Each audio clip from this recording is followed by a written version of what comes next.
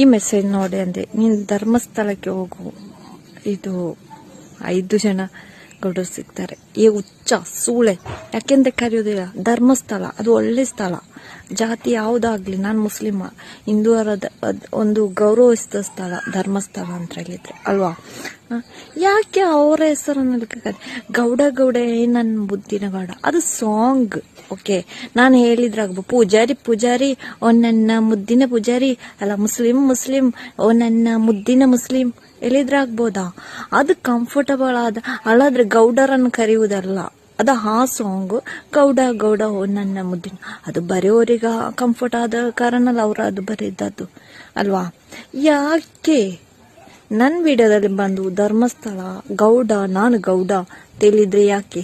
ನಂಗೆ ಮದುವೆ ಆಗಿದೆ, 2 ಮಕ್ಕಳಿದೆ, ನಾನು ಮುಸ್ಲಿಂ. ಓಕೆ, ಯಾಕೆ